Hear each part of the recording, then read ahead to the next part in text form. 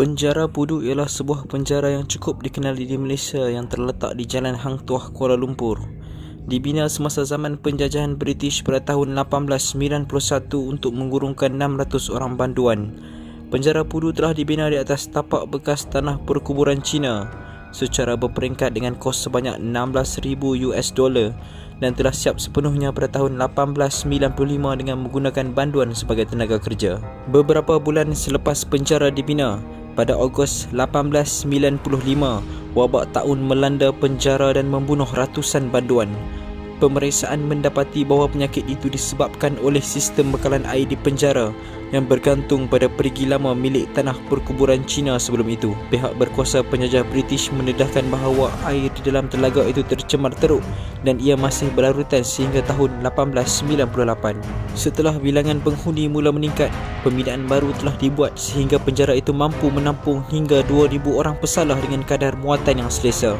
Walaupun begitu, pada tahun 1985, lebih daripada 6,500 orang banduan telah dipenjarakan dan menyebabkan banduan terpaksa tidur bergilir-giril oleh kerana keruang yang terhad memaksa penjara Pudu berpindah.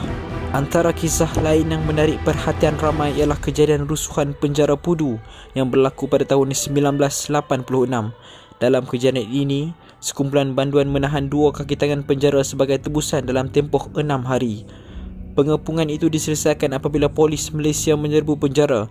Mereka berjaya menyelamatkan tebusan tanpa berlaku sebarang kehilangan nyawa. Antara banduan yang terkenal menerima hukuman di sana ialah Botak Chin, seorang gangster terkenal yang didakwa dikhianati oleh orang-orangnya sendiri.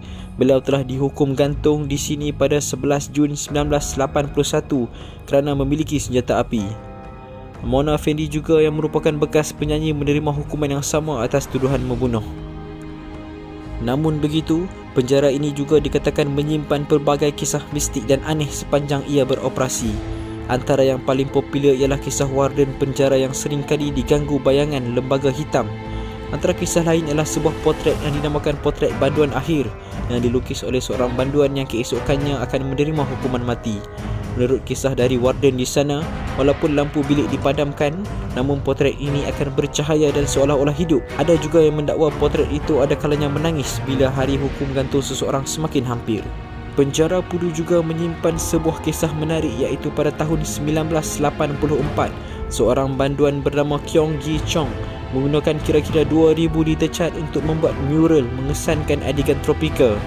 Ia diukur beberapa 860 kaki kali 14 kaki dan telah disebut dalam Guinness Book of Record sebagai mural terpanjang di dunia.